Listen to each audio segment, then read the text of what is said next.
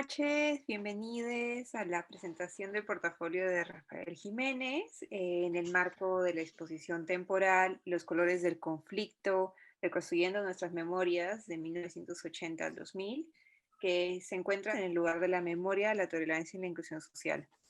Yo soy Giselle Girón, me dedico a hacer exposiciones y me acompaña Rafael, que nos va a contar un poco más de su trabajo a través de la presentación de su portafolio. Y yo solamente quería comentarles que conozco a Rafael de hace mucho, mucho tiempo y me llama mucho la atención mucho los años en que hemos ido hablando, no necesariamente constantemente, pero en diferentes momentos. Y me emociona mucho poder repasar su trabajo estos últimos años. Siento que yo también he crecido en este proceso, así que es una experiencia y una invitación muy bonita. Así que muchas gracias, Rafael, por invitarme.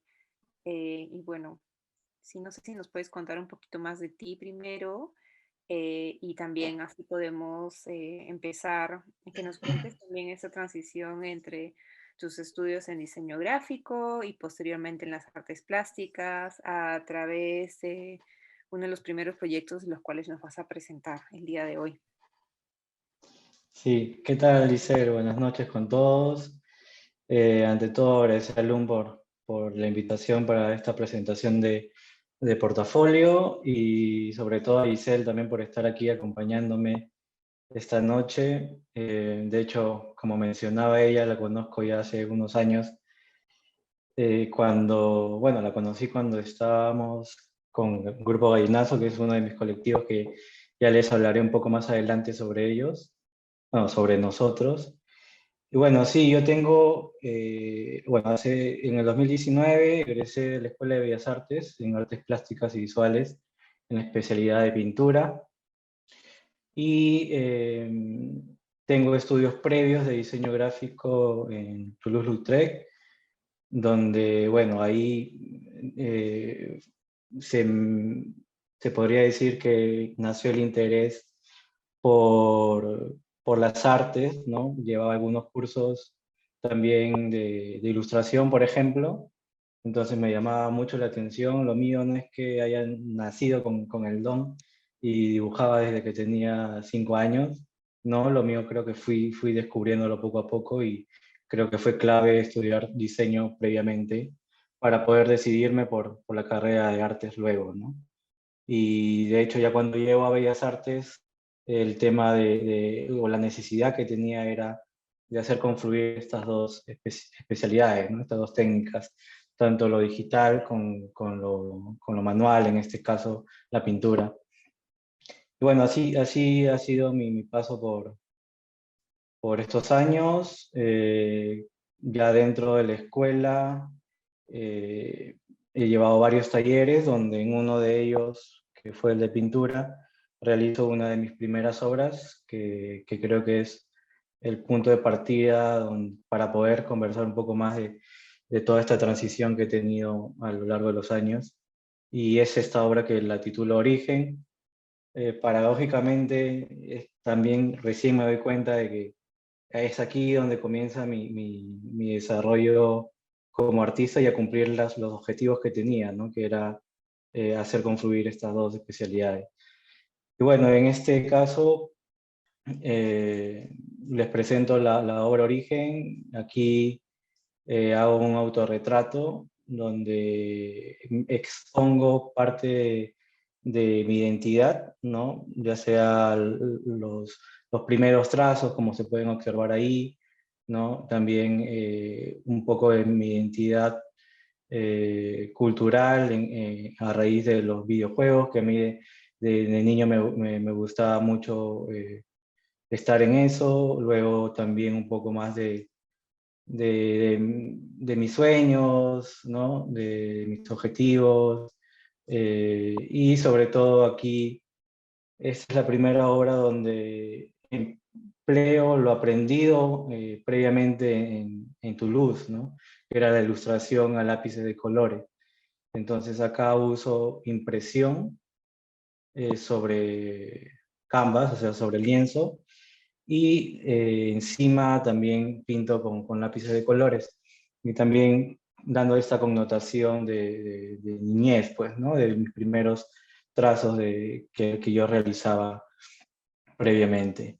Y bueno, aquí es donde logro dar el primer paso para este objetivo de juntar el diseño con la pintura.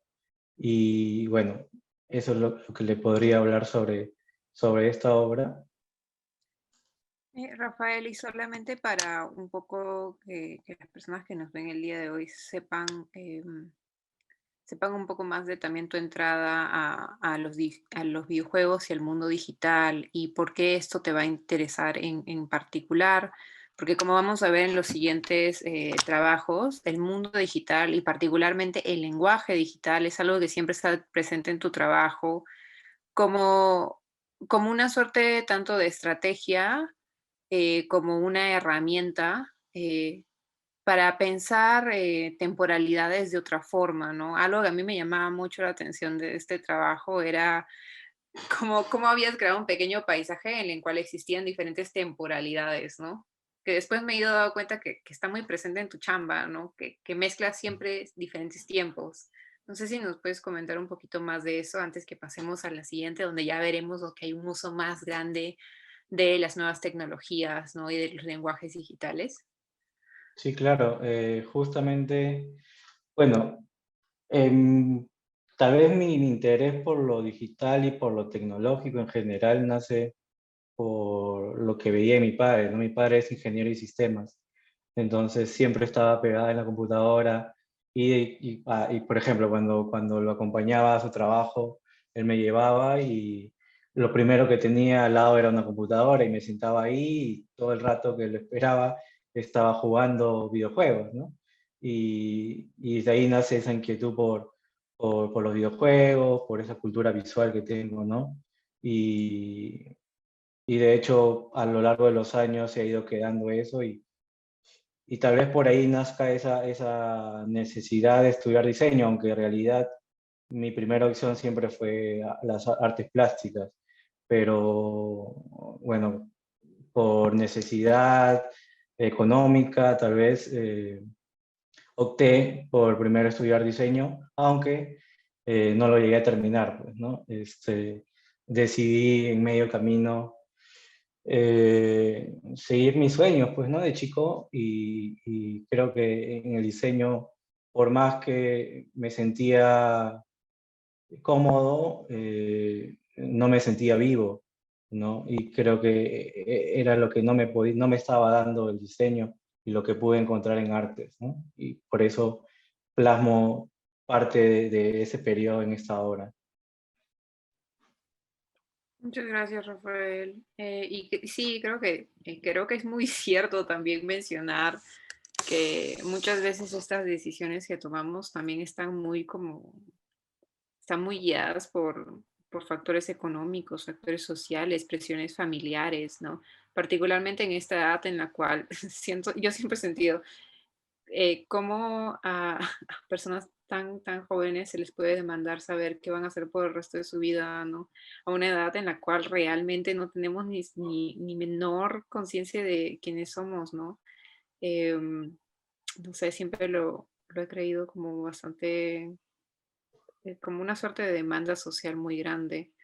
Pero creo que también tú supiste como encontrar los aliados perfectos en descubrir otra suerte de maneras de pensar el mundo y particularmente maneras de plasmar la memoria en bellas artes. Y eso es lo que hizo de Memoria QR, Grupo Gallinazo, una cosa, un proyecto tan bello y que creo del cual tienes muchas grandes memorias y de las cuales también tú has podido continuar con diferentes ejes y preocupaciones en tu trabajo personal. Y sí, cuéntanos un poco más del Grupo Gallinazo, cómo inició, quiénes son, cómo surge también en Bellas Artes y la relación que tiene, que marca particularmente Bellas Artes con la ciudad y con el centro de Lima, como epicentro de episodios en los cuales merece y vale la pena pensar cómo se vacila la memoria en relación a la calle, ¿no? Sí, cuéntanos un poquito más. Sí. Uy, bueno, Gallinazo nace con este proyecto, ¿no? Y nace dentro de las aulas en enrumbados en nuestro segundo año de la escuela. Y bueno, nosotros somos un grupo de amigos, artistas de distintas especialidades. Al inicio lo conformábamos 5. Bueno, uno de ellos ya no está en Perú, se fue a estudiar a Italia, entonces quedamos 4 solamente, que es Gonzalo Benavente, Juan Carlos Ortiz, Maribel Martínez y el que le habla, ¿no? Y bueno, aparte de compartir bueno, teníamos muchas similitudes en cuestiones de temas y de propósitos, ¿no? O sea, si bien es cierto, era nuestro inicio de estudios y no queríamos que nuestra estancia dentro de la escuela pase, no sé, desapercibida, se podría decir, y en general lo queríamos aprovechar en todo momento, ¿no? No queríamos esperar recién egresar como para poder recién producir algo que lamentablemente muchos esperan eso, ¿no? Entonces, viendo esa realidad, es que nos agrupamos, formamos el grupo Gallinazo, y justamente este proyecto Memoria QR nace en un contexto de elecciones eh, presidenciales, si no me equivoco, o municipales.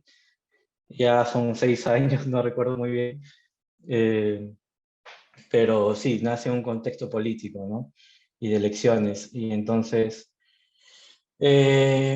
nos cuestionábamos entre nosotros qué era lo que más se repetía en la sociedad a partir de este contexto, ¿no? Y era que los jóvenes no tenían memoria.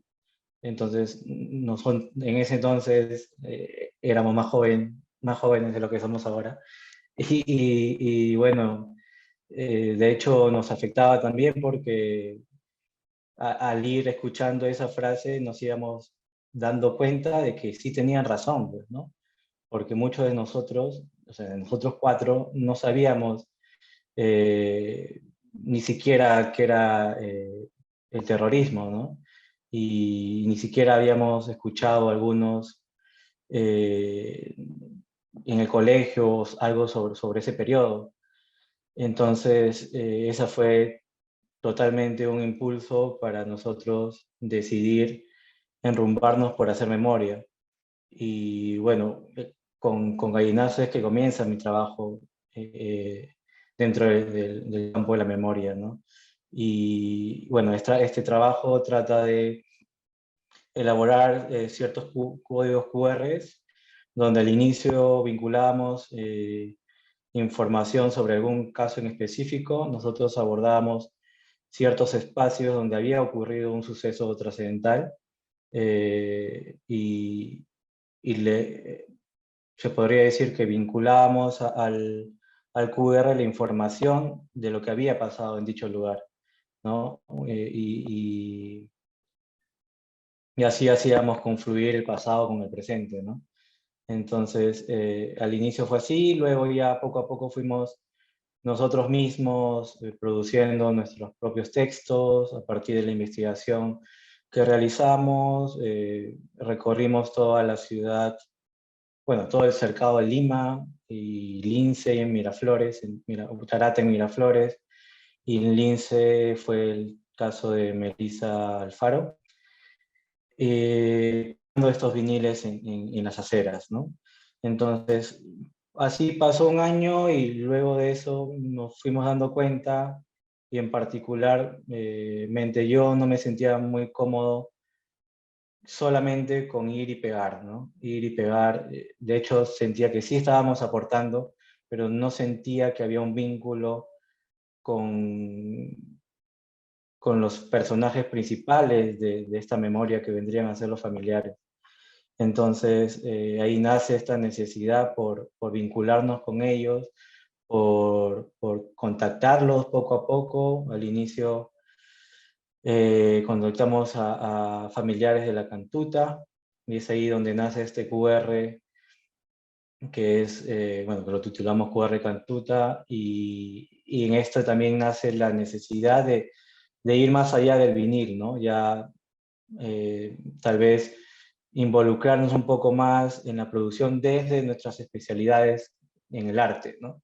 Entonces, ya quisimos hacer algo más monumental, se podría decir, y es que nace este QR que mide aproximadamente 15 metros por lado y que está elaborado de cal en el mismo lugar, ¿no? Siguiendo esta intención de ir a los lugares donde ha sucedido algo trascendental, es que también vamos al lugar donde ocurrió los hechos de la Cantuta, que es en Cineguía, y hacemos este QR en compañía y colaboración con Carmen Ollave y Carolina Ollave, que son hermanas de una víctima de la Cantuta, ¿no?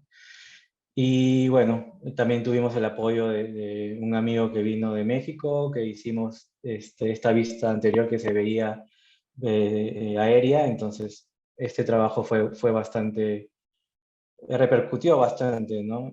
Tal vez fue uno de los más importantes que hicimos en todo este periodo de gallinazo, ¿no? Y luego de eso, ya siguiendo con esta idea de involucrarnos con nuestras especialidades, es que, bueno, dentro de nosotros, dos de ellos son escultores, Gonzalo y Maribel, y entonces decidimos ya hacer algo más tangible, ¿no? Y decidimos involucrar, en este caso, cemento, para también dar la idea de ciudad, ¿no? Que está todo cubierto ahora por edificios, etcétera. Entonces, para mimetizar eso, hicimos y decidimos utilizar cemento, ya para despegarnos del vinil, ¿no?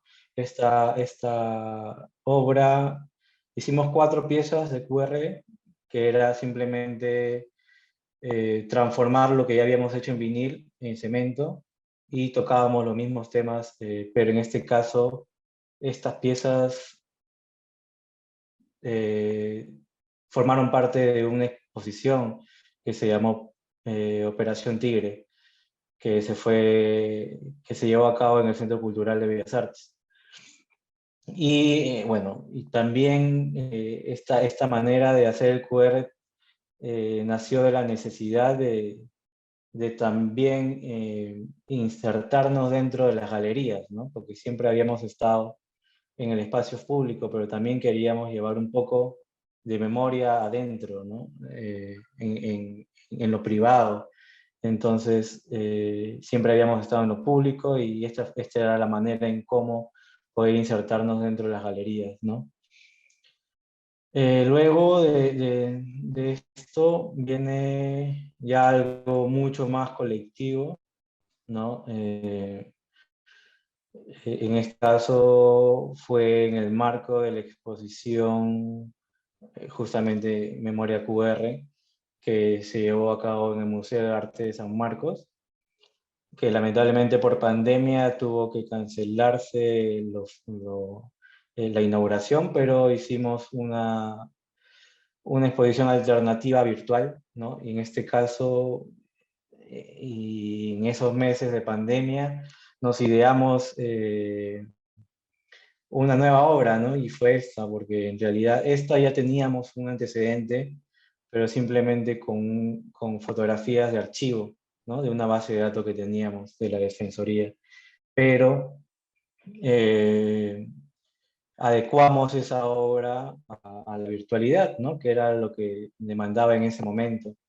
Y lo que hicimos es, previamente a esta obra, una convocatoria donde invitábamos tanto a los familiares y toda aquella persona que se quería sumar a posar con un cartel donde tenían que colocar el nombre de alguna de las víctimas del periodo de violencia, ¿no? Con la que más se sentían representadas, con la que más cariño habían cogido, etc. Y bueno, tuvimos el apoyo de muchos familiares, que fueron sumando más gente, porque necesitábamos llenar todos estos cuadraditos del QR, y son aproximadamente 400, 500 fotografías, ¿no? Y creo que nosotros solos no lo hubiéramos podido lograr, ¿no? Y creo que el apoyo de los familiares fue fundamental para esta obra. Y bueno, lo que lleva este QR es un video donde también se relata un poco sobre lo sucedido de muchos de las víctimas durante ese periodo, ¿no?, de violencia. Rafael, no sé también si puedes un poco elaborar sobre esta nueva preocupación y giro que toma no solamente dentro del colectivo Grupo Gallinazo, pero también dentro de tu trabajo y de tu labor como artista, ¿no? Yo siempre sentí que este giro que diste hacia pensar, ya, pero hay que igual escuchar directamente de las voces de los familiares. em, Era muy justo, pero también involucra otro tipo de procesos artísticos y también procesos éticos sobre cómo lidiar con esos testimonios. Em, que siento que a veces esa labor afectiva está un poco escondida, ¿no? Atrás de de toda la historia y de todo el testimonio que todavía se tiene que levantar, ¿no? Pero la gestión de ir y escuchar esos testimonios también involucra cierta responsabilidad afectiva y cierta labor afectiva, em, de la cual quisiera que en este instante nos la puedas compartir y quizás más adelante también con otro de tus proyectos en los cuales tú tienes una labor gestora mucho más protagónica, lo puedas terminar, ¿no? De elaborar. Sí, bueno, esta necesidad de involucrar a los familiares, de hecho, como mencioné, nació de mí, pero porque para mí creo que el tema familia, núcleo familiar, es muy importante en mi vida, ¿no? Y creo que el hecho de involucrar a ellos y no quedarnos con lo que tal vez un diario nos pueda decir, un medio de comunicación, creo que era muy importante escucharlos de su propia voz, ¿no?, de primera mano. Y personalmente para mí era necesario ir y vincularme con ellos, conocer su historia, conocer no solamente, y tal vez más adelante me puedes explayar un poco más, pero sentía que no era justo solamente hablar de las víctimas como víctimas, sino también como personas, como cualquiera de nosotros, ¿no? Y creo que para conocer a esas personas debías escuchar a sus familiares. Y es por eso que involucro o trato de involucrarme con ellos. Y de hecho, el escuchar ya cuando cada uno me relataba sus historias, de hecho era muy doloroso, muy impactante. A lo largo de todos estos años, eh, de hecho me hizo ser más empático, cambió muchas cualidades mías, creo yo, y creo que, bueno, por ejemplo, ellos siempre nos dan las gracias, ¿no?, de que abordamos el tema de su familiar, etcétera, pero creo que también está la gracia de nuestra parte, ¿no?, el agradecimiento de nuestra parte, porque de hecho nos hacen sentir y ser más humanos, ¿no? Y esa creo que es la labor que deberíamos tener todos los artistas, ¿no?, o en su mayoría, el hecho de involucrarnos un poco más con la sociedad. Gracias, Rafael. Y quizás ahí podemos conectar muy bien con un proyecto que has llevado paralelamente, pero que siento que sigue tu preocupación por el núcleo familiar y que puede hablar un poco más también sobre esa preocupación tuya y también sobre el deseo de alguna forma revelar procesos internos, ¿no? Que siento que tiene que ver mucho también entre esta suerte de transición que haces entre público y privado, y sobre además, de alguna forma, desde la calle o desde el espacio privado, sacar estas fibras que normalmente se encuentran dentro de secretos familiares o historias no publicadas. Creo que Custodio sigue mucho de esa preocupación ya hacia un nivel de catarsis personal, como tú bien mencionas en esta introducción. No sé si nos puedes contar un poco más sobre este proyecto y sobre lo que significa para ti que el archivo personal tome esa suerte de protagonismo, ¿no? Porque siento que es muy importante que estás revisando los archivos de estos otros familiares, los cuales tú encuentras en todas estas investigaciones de memoria, pero también eso siento que es muy sincero que tú también hagas esta revisión propia, ¿no? Sí, bueno, esta serie, bueno, este proyecto de Custodios, también nace dentro de Bellas Artes y de hecho, como mencionabas y como pueden leer aquí en la descripción, era una especie de catarsis personal, ¿no? Creo que en ese momento de mi vida necesitaba despojarme de muchas cosas que llevaba dentro y buscaba la manera en cómo hacerlo, ¿no?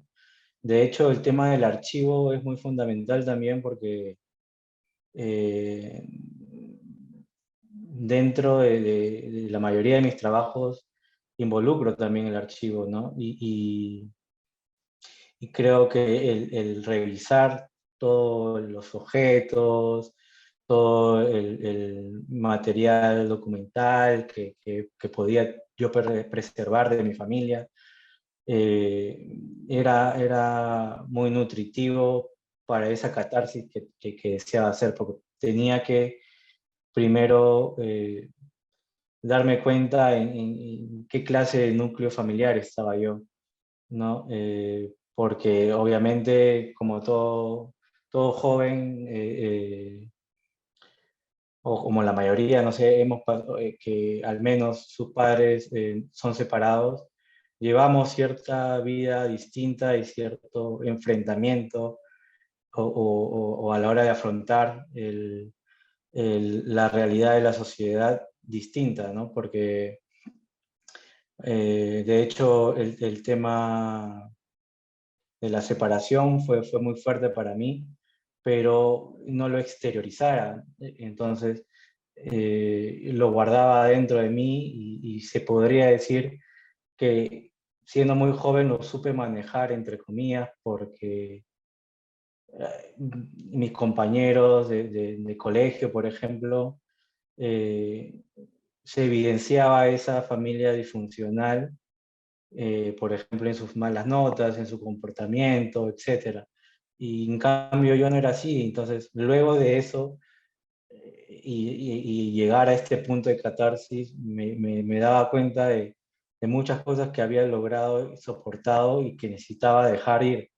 Y el hecho de ver fotografías antiguas, de ver a mis padres juntos en fotografías antiguas, eh, en objetos, en documentos, era una manera de hacer catarsis, ¿no? Estas son una especie de baúles donde yo trato de representar personas muy importantes en mi vida, entre ellas mi padre, mi pareja, mi abuelo, ¿no? Y de hecho los representaba a partir de todo lo que tenía de ellos, ¿no? Y en esta primera etapa de baúles, eh, era más que todo reconocer, ¿no? Era más una manera de reconocimiento a ellos, ¿no? De todo lo que me han podido inculcar, por más que mi familia haya sido disfuncional en el tema de padre y madre, pero eso no influyó tanto porque de hecho tuve el cariño y el amor de mi madre, que estuvo siempre presente, y mi padre también, así hayan estado separados. Me crié en una familia donde primaba donde priman las mujeres, ¿no? Y también creo que eso también es fundamental porque de hecho me hizo desarrollar un lado más sensible de mí, ¿no? O de exteriorizar ese lado más sensible de mí. Y, y bueno, con estas obras trato de rendirles un homenaje a ellos, porque en estas piezas que hemos apreciado, trato dos temas, ¿no? Que es uno de los ángeles guardianes, por eso, o los custodios, por eso lo llamo custodios, es que a ellos los considero como parte de mis ángeles guardianes, ¿no? Personas que han influido mucho en mi vida y que han cuidado de mi camino, ¿no? Y que me han acompañado en todo este camino. Eh, y eso podría contarles sobre estos contenedores. Ya luego, este es otro, ¿no? Esta es Yo otra serie. quería decir que yo no había visto, esta era la única de los trabajos que no había visto en el repertorio de Rafael y cuando me mandó el portafolio realmente me sentí muy afectada por esta serie, ¿no? Creo que, em, y que creo que me hizo mirar las otras piezas en otra luz. También creo que me suele pasar que pienso mucho generacionalmente, ¿no? Que nuestra generación ha tenido, y con generación digo personas que han nacido en los 90 o finales de los 80, que han tenido en los últimos 10 años como este gran deseo de llenar este vacío de lo que fue el conflicto armado interno y realmente recobrar esa memoria. Que siento que a veces la idea de la lucha como ha hecho perder como esta fibra como sensible, ¿no? Que al final del día son personas afectadas, ¿no? Y claro, al ver esta serie me hizo mirar las otras y pensarlas, son personas eh, son desgarradores testimonios, ¿no? Que siento que también es pensar sobre el dolor de otra manera, ¿no? Y en ese sentido, bueno, acá en verdad las piezas son para seguir como analizándolo. Siento que tiene muchos detalles preciosos, especialmente el uso de las llaves y el hilo rojo como conductor, pero para no extendernos y también poder pasar particularmente a estos otros testimonios también muy desgarradores y de los cuales vale la pena seguir ahondando. Si nos podrías comentar ahora, Rafael, un poco de Cantuta, porque Cantuta es un gran, gran proyecto que tú vienes llevando desde hace tiempo. Y de hecho, particularmente en esta ocasión, hay también una necesidad de contar esa historia a través de archivos. Sí, si nos puedes contar un poco más.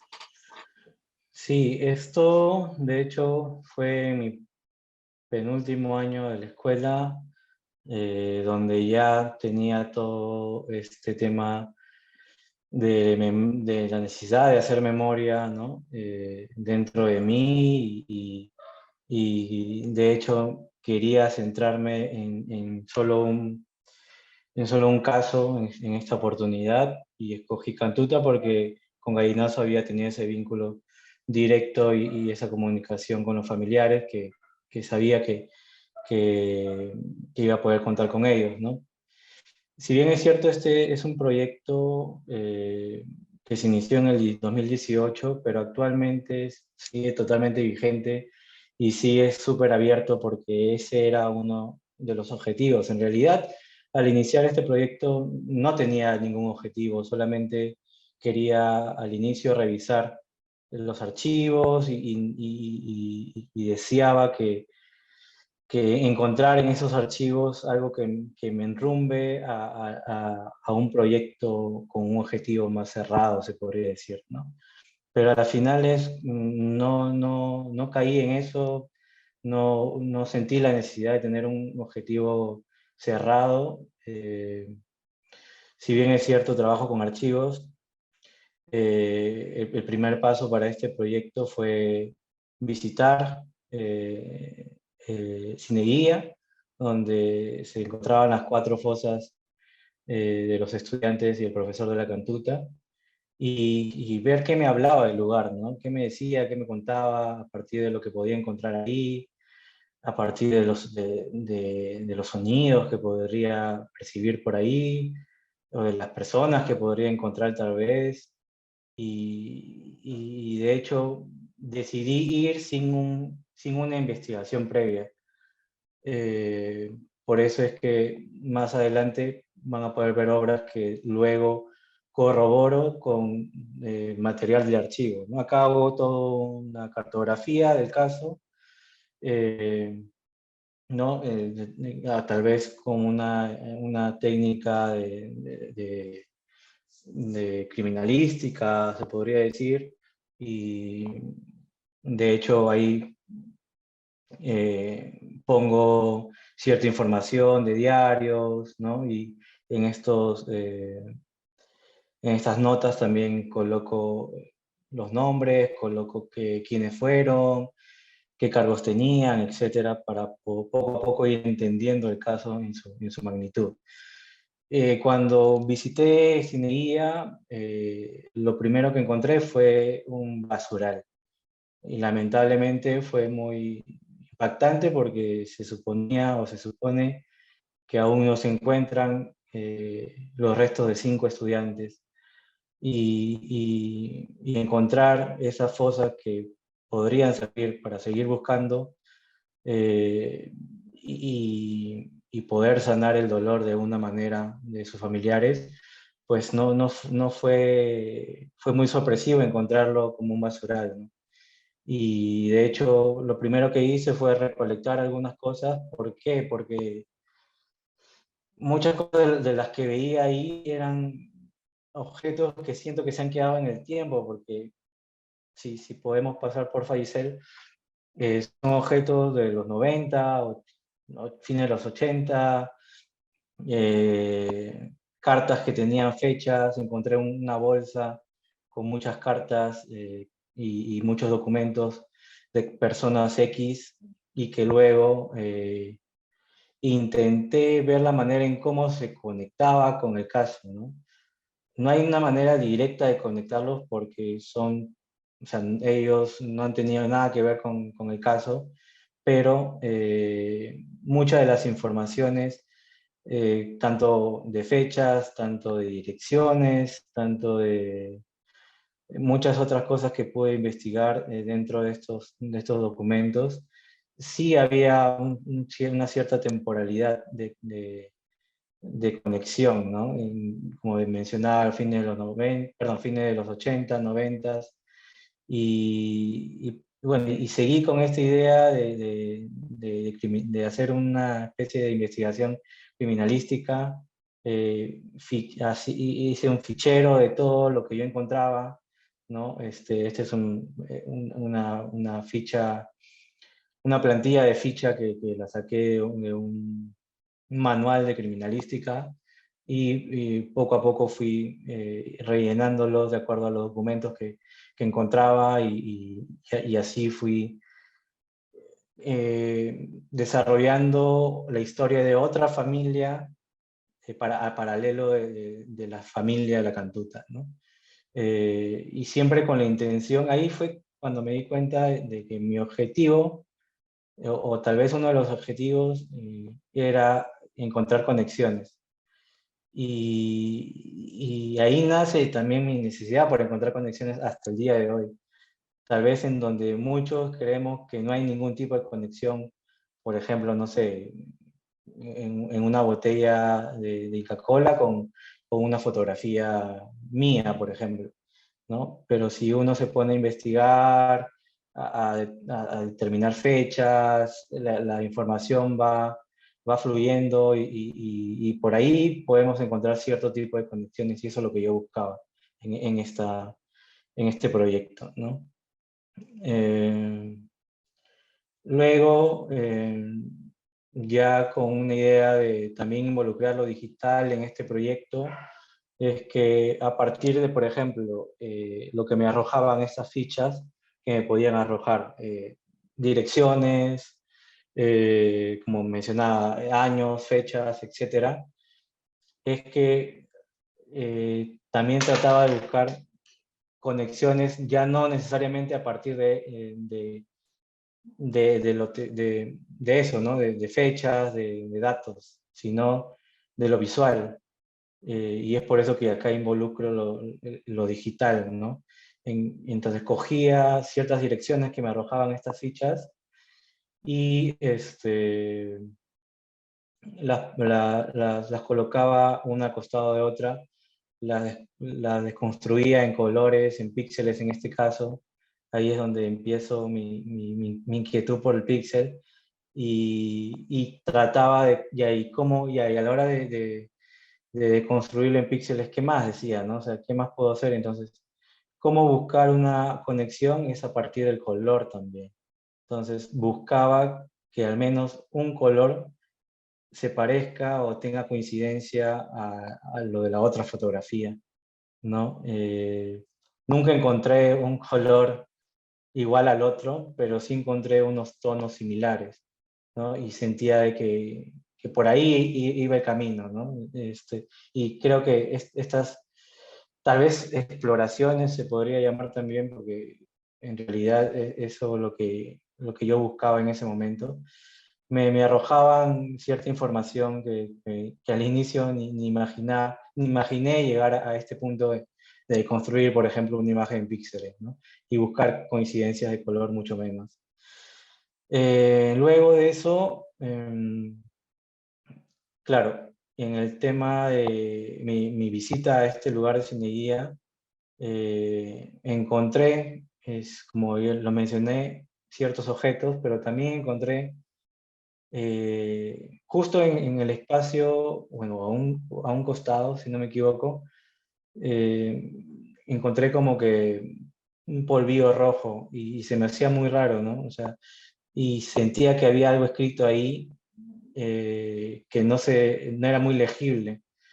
Y bueno, aproveché en tomar fotografías de todo el ambiente y cuando llegué a casa, revisando este archivo de fotografías tomadas en ese mismo lugar, es que me nace la inquietud de ver más allá de lo evidente, ¿no? Y decía, pucha, algo hay ahí, algo que necesita aflorar y necesita salir.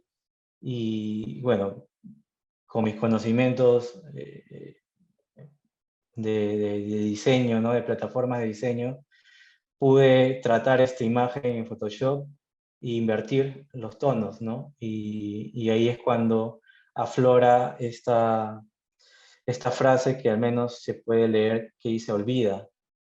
Espero que todos lo vean fácil y yo lo distingo porque ya me lo tengo ahí en la retina grabado, pero la primera impresión que me dio es que algo estaba escrito ahí, ¿no? Entonces, me puse a investigar y justo, si puedes pasar a la otra, porfa, Giselle.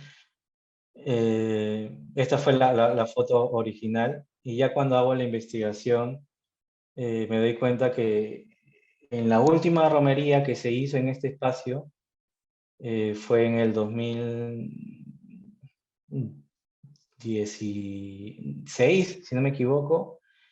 Eh, Habían ido familiares y habían hecho un acto cultural ahí con sicuris, ¿no? Y en esta parte de la tierra, ¿no? Del cerro, habían escrito Cantuta no se olvida, ¿no? Y ahí me di cuenta que había algo ahí y me parecía muy loco, ¿no?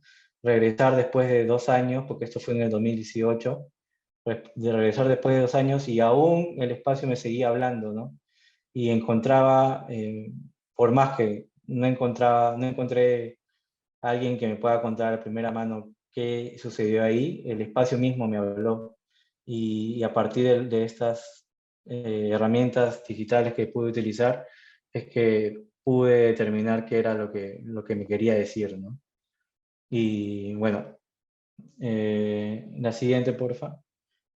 Bueno, y esa es la foto de archivo, ¿no? De la última romería. que se hizo ahí, era en el 2015, perdón, y bueno, ahí se puede leer lo que decía, ¿no? Cantuta no se olvida.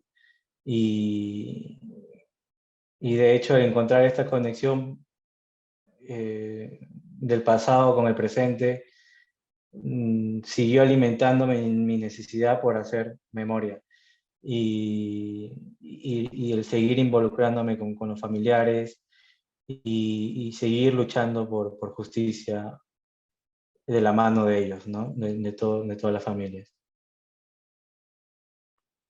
Rafael, no sé si puedes también hablarnos un poquito solamente para cerrar Cantuta y ya pasar al siguiente proyecto. Hablar en particular lo que ha significado para ti también ponerte esta suerte de gorro de investigador. Siento yo también que con los procesos de memoria ha habido tantos ciudadanos que han asumido también ese rol casi por entre, entre necesidad de justicia y también necesidad de llenar los vacíos, los cuales el Estado y el periodismo no ha llenado o no ha podido recoger, ¿no? Sí, me llama mucho la atención cómo asumiste ese rol y también esta necesidad, ¿no? Como de poder establecer conexiones en las cuales no muchas personas lo pueden ver o cosas las cuales no necesariamente son comunes y en cierta manera como las herramientas digitales te dan la posibilidad de hacerlo, ¿no? De crear esta suerte de, que acabo de hacer una palabra terrible, pero que siento que es necesaria para esto, que crear esa suerte de rizoma, ¿no? De gran, como una cartografía expandida de idea momentos que están totalmente, no necesariamente siguen una secuencia lineal, sino que están Exacto. buscando otro tipo de historias. Sí, totalmente. El hecho de encontrar el objetivo del proyecto en el camino fue muy enriquecedor para mi producción y mi desarrollo como artista, ¿no? El que el mismo espacio me hable, yo ya había hecho derivas anteriormente, pero nunca un espacio tan importante como este, ¿no? Y trascendental sobre todo. Entonces, de hecho fui sin ninguna expectativa, pero sí con necesidades, ¿no? Y la necesidad era de poder hablar más sobre este caso y que este caso que ha sido muy emblemático para los otros que en muchos casos son silenciados, era necesario. Y el tema este de convertirme en una especie de investigador, ¿no? De detective, se podría decir también, fue porque, o sea, recogiendo tus palabras, no me llenaba simplemente el investigar en una biblioteca, ¿no? El leerme ciertos libros que hablan sobre el tema, en ver algunos documentales, sentía que había mucho más, cosas mucho más allá que podía descubrir y que se pueden seguir contando para seguir hablando de este tema, ¿no? Y lo no lineal se apegó bastante a este proyecto y de hecho aún este proyecto lamentablemente no ha visto la luz, o sea, no ha sido expuesto en ningún lugar, pero sí, de hecho es un proyecto de que me llama siempre, ¿no? Me llama siempre y creo que en algún momento, y tal vez muy pronto, lo retome y quién sabe, pueda descubrir muchas más cosas porque acá no lo he puesto, pero por ejemplo encontré conexiones con mi vida, ¿no? Porque también hice a partir de archivos míos fotográficos, pude encontrar conexiones con las cosas, por ejemplo, que encontré en este espacio y con el caso en particular de la Cantuta, ¿no? Entonces, este proyecto es muy grande, creo yo, y ya encontrará por ahí el camino y verá la luz muy pronto. Siento yo mucho que es un proyecto de vida, Rafael, y que tiene como que en cierto modo como es muy justo que comience en este espacio, ¿no? Como tan importante y del cual todavía, en cierta manera, nos falta terminar de pensar, o es justo seguir pensando en ello. Pero algo que pensaba mucho también en relación a este proyecto y que se puede conectar con el siguiente es cómo la noción de archivo ha ido cambiando, y la necesidad, tu necesidad por crear un archivo, porque este archivo viva de otras formas y coexista en otras estrategias y para otros públicos.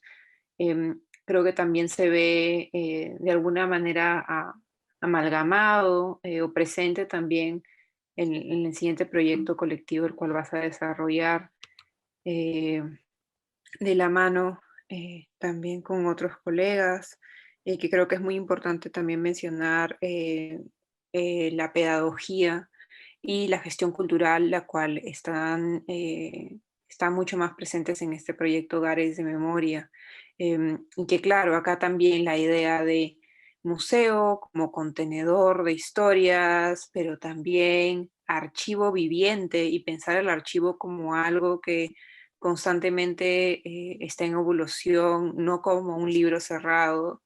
Creo que es muy propicio, ¿no? Y creo que acá también me gustaría que ahondes un poco más sobre em, lo que habíamos comentado al principio, ¿no? También sobre las estrategias y dinámicas familiares, pero también lo que ha significado desde la gestión cultural poder abordar estos temas, ¿no? Creo que es muy distinto a nivel de gestión tomarlos que a nivel estético, de trabajo artístico.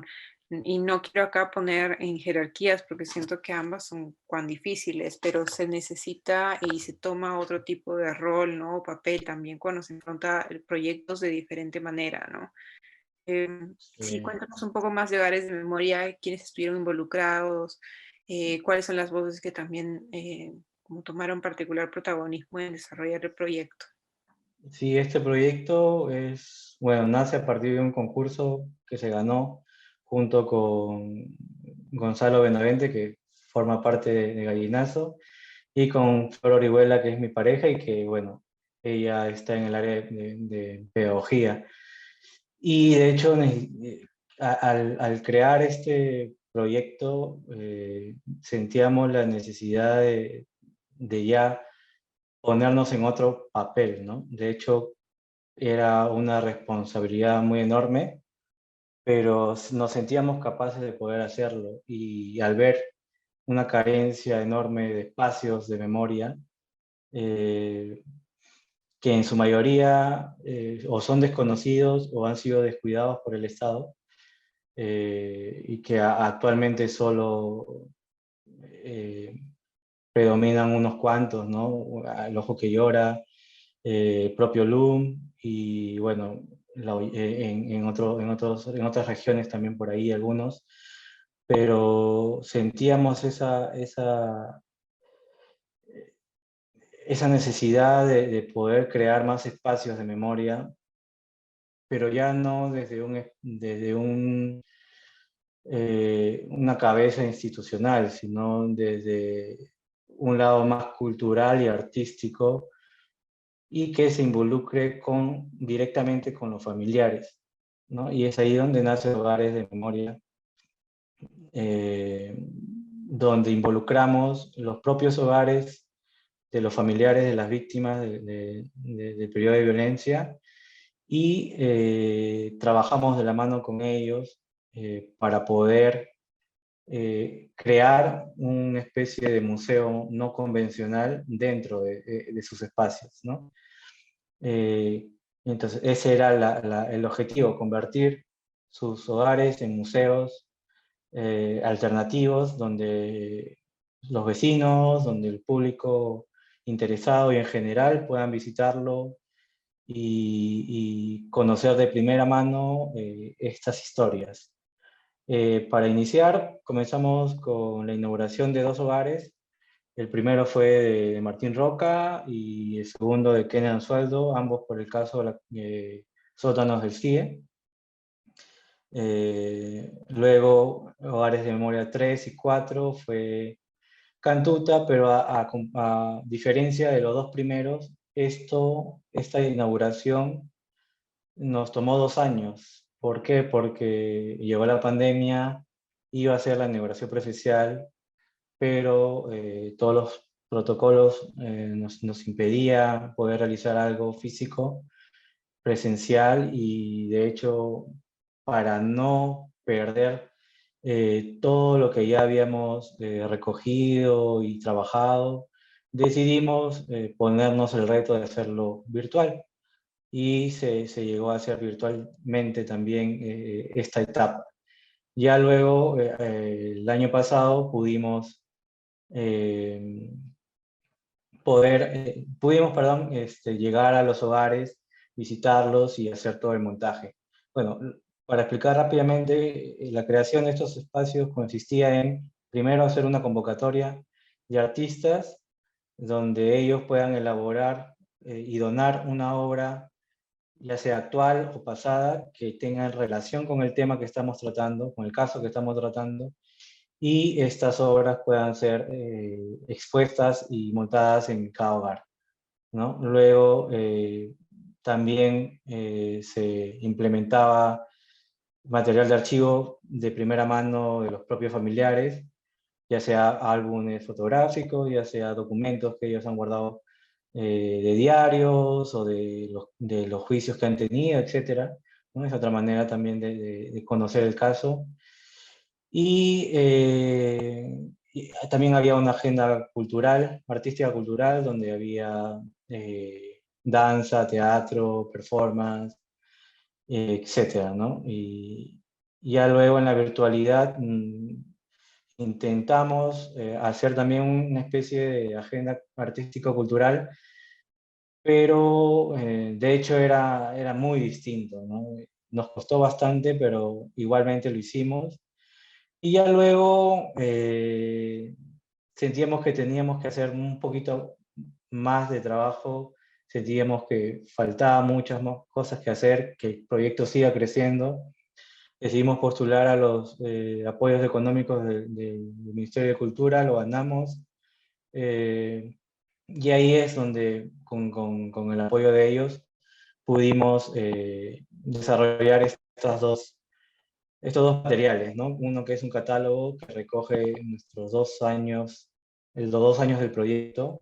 Tanto se reúnen las fotografías del montaje, ¿no? De paso a paso, de los días de inauguración y las obras que involucran cada hogar. Y a paralelo hicimos el documental Cantuta, también recogiendo el testimonio de los familiares, ¿no? Tuve la oportunidad de hacer la edición de este documental, y en general era otra manera de cómo entregarles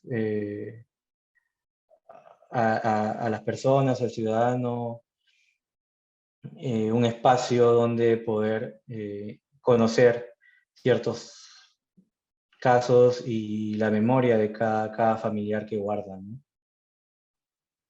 Es muy chévere, Rafael, cómo en el proyecto han podido consolidar diferentes espacios, no solamente físicos, sino también digitales, pero también de archivo, que siento que funciona en diferentes capas y también de alguna forma cuestiona la misma, o por lo menos pone a luz los límites de una institución como una institución de museo, ¿no? Tradicional, en la cual no necesariamente tiene esta flexibilidad para de alguna forma permear diferentes espacios de diferentes urgencias y con diferentes llegadas, que siento que eso hace del proyecto algo súper potente, ¿no? Pero porque estamos corriendo contra el tiempo. Dale, Quería dale. que nos cuentes Colores del Conflicto, que sé que ahorita está en Loom y les invitamos a todos quienes nos ven que vayan y lo visiten antes del 22 de mayo cuando cierra. Pero sí, muy brevemente, Rafael, nos puedes contar un poco sobre la serie, sobre también cómo es que has continuado esta, tanto la necesidad de buscar en los píxeles una crítica aguda sobre la manera en la cual enfrentamos la memoria, pero también buscar en esta suerte de pixeleado posibilidades de conexión futuras, que siento que también es algo que reside en tu proyecto como algo esperanzador y no necesariamente algo totalmente así devastador, que lo es, la idea y la realidad que vivimos frente a nuestra relación con la memoria, ¿no? Cuéntanos un poquito más y cuéntanos también qué podemos esperar de ver en el Loom. Sí, bueno, este proyecto nace en el 2019. Fue el proyecto con el cual egresé de Bellas Artes. Y bueno, como mencionas, actualmente se encuentra en el LUM. Aquí recojo el objetivo inicial que tuve cuando ingresé a Bellas Artes, que era hacer confluir tanto la estética digital con la pintura. Y de hecho, un precedente o antecedente, perdón, de este proyecto es el de Cantuta, ¿no? Y lo que recojo de Cantuta es el tema del tratado de la imagen o de la deconstrucción propiamente dicha, ¿no? Me quedo con eso, ya que lo otro sentía que aún era para otro, se daba para otro proyecto muy aparte, y me quedé con esta idea de construcción de la imagen, ¿no? Es por eso que a partir de un acervo fotográfico de archivo, logro deconstruir todas las fotografías para crear la serie Phantom, ¿no? Que es con la que inicia esta exposición. Entonces, al crear esta nueva paleta de colores, trato de darle otro tipo de connotación también a lo que propiamente dicho viene a ser Phantom, ¿no? Que es los colores que se usan dentro del diseño gráfico y que también creo yo que se viene utilizando de una manera tal vez muy distinta y banal a la que yo le estoy dando actualmente, ¿no? Ya que utilizo ahora el color para poder contar una historia, para poder llevar información y hacer memoria. En cambio, lo de Phantom viene por otro lado más de, no sé, el color del año, crear tendencias de estilos, ¿no? Y va por ese lado. Entonces, a partir de esta paleta de colores es que comienzo a crear otros tipos de piezas que van a poder conocer visitando el Loom y bueno, puedo mencionar que está la serie de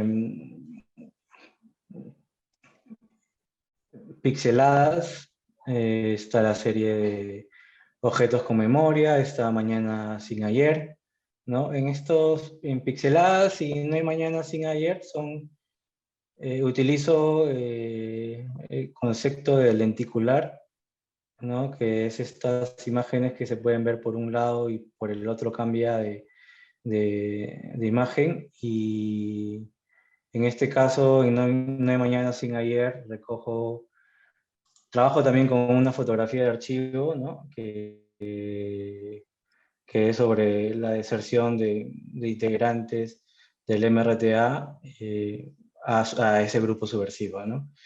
Y eso es lo que simboliza esta imagen, y bueno, el título también es recogido del libro de Gregory, pues, ¿no? Donde profundiza sobre la investigación de la memoria y la representación de este periodo, ¿no? Y creo que le caía bastante a pelo, ya que sin un pasado no vamos a poder reconstruir un presente. Entonces, esta también es una de las piezas que más aprecio le tengo, ¿no? Acá pueden observar ambos lados, ¿no? En una parte está pixelado, en la otra parte pueden ver la imagen original. ¿Por qué? Y aquí recojo lo que dijo Giselle. De hecho, yo utilizo el píxel para representar cómo es que se encuentra nuestra memoria actualmente. ¿no? Entonces hago esa cierta analogía y creo que cae, o sea, de hecho lo descubrí en el proceso y cayó como anillo en el dedo, ya que al inicio solamente era una especie de exploración estética más que con un contenido, con un significado. Y ya cuando me doy cuenta de que podía contar la historia de lo que yo creía y de que estaba sucediendo, que sucede actualmente, es que pude darle esa connotación a los píxeles, ¿no? Y que creo que es muy, muy importante. Luego, pixeladas, bueno, ahí también trabajo el lenticular. Esta sí está en el LUM, donde está Dora Yagel, la otra no. En realidad este proyecto, hay muchas otras piezas que han quedado por ahí, que no se han podido realizar también, y que me imagino que eso me da pie a una segunda parte de Colores de Conflicto. Y de hecho, otra de las series también es de descubrir, ¿no? En este caso hago eh, una encuesta a 96 personas, ya sean jóvenes, adultos, si no me equivoco es entre 15 a 25 años, sobre todo jóvenes, y les pregunto, les muestro la imagen y les preguntaba si conocían o no, y si la conocían, que me explicaran de qué trataba, ¿no? Entonces, esta imagen, por ejemplo, que está acá, que es del atentado a frecuencia latina, se las mostraba y previamente ya la había deconstruido, ¿no? Como toda la estética que sigue este proyecto. Y la deconstruí en este caso en 96 píxeles. Entonces, por cada persona que me decía que no conocía, yo dejaba el píxel. ¿Por qué? Porque al convertirse en una imagen en píxeles, recogiendo la analogía que ya mencioné, es que se denotaba que era la desmemoria, ¿no? La desmemoria que actualmente padecemos. Entonces, mientras más píxeles, más borroso es la imagen, más se desconoce y así y bueno, y esta serie pues, cuenta con 5 piezas y están ordenadas cronológicamente, ¿no? De menos a más, ¿no? De las que, la primera la que más conocían y esta que pueden ver aquí, esta es la primera y esta es la última y esta es la que muchos desconocen qué sucedió y la que me da también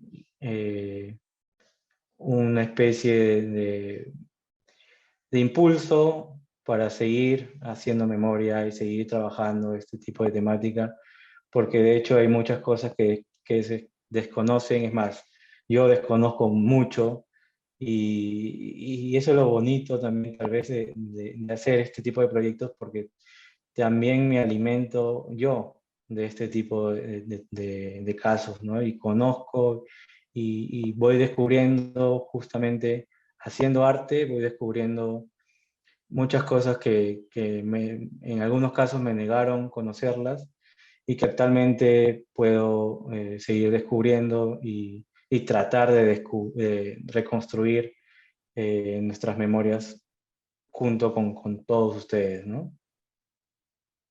Muchas gracias, Rafael, y gracias por contarnos un poco más de los colores del conflicto, particularmente del uso del píxel, de las estrategias de diseño gráfico, también de alguna forma apropiarse del Phantom y usarlo para otros propósitos, que siento que en este caso es súper potente. Y sí, como bien mencionas, mucho de la historia falta por de alguna forma volvernos a encontrar con ella y poder revisitarla con otra mirada.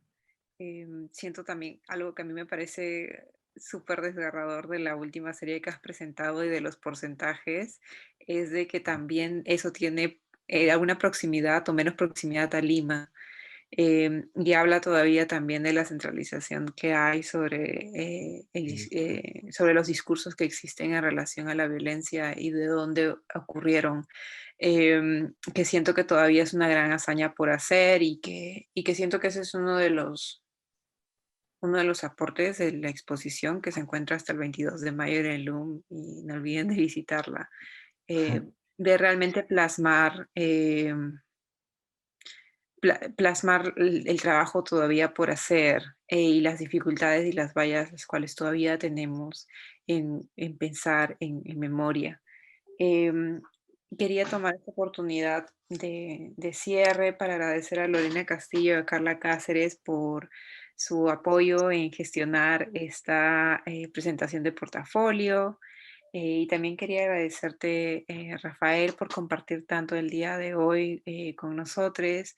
Y te quería dos cositas. Primero, que, que sí, los proyectos que no se han presentado van a ver la luz. De hecho, que sí, exposición 2 3 4, pero va a haber. Y siento que estas ocasiones también son como buenos momentos para compartir y conectar con otras personas. Así que ojalá que por ahí haya alguien interesado.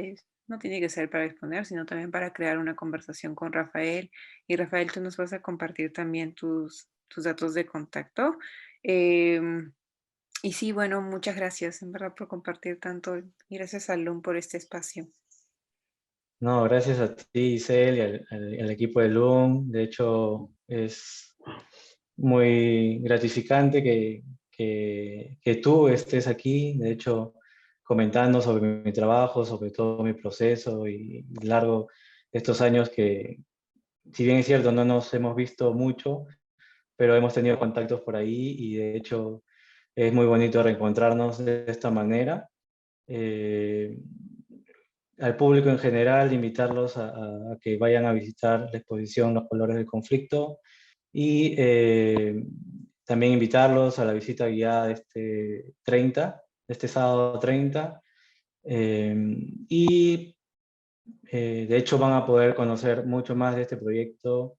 Voy a poder ahondar un poquito más acerca de cada pieza y van a poder encontrar un par de piezas que no he puesto aquí, adrede tal vez, no sé, para que puedan asistir y acompañarme eh, conociendo mi trabajo y, seguir, y de hecho llevarse un poco de información que también no mencioné, pero para cerrar, es una de los ejes, la pedagogía dentro de mi trabajo. Creo que es muy necesario hacer pedagogía en memoria y espero que poco a poco vaya lográndolo.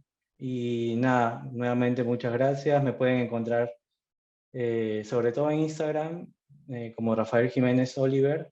También estoy en Facebook, pero más me pueden encontrar por Instagram y Twitter también. Así es que cualquier cosa, ahí están mis datos, me pueden escribir. Si quieren ir a visitar y no pueden, una visita guiada, me escriben y coordinamos. Y nada, muchas gracias por la atención de cada uno de ustedes. Gracias, Rafael. Buenas noches. Gracias.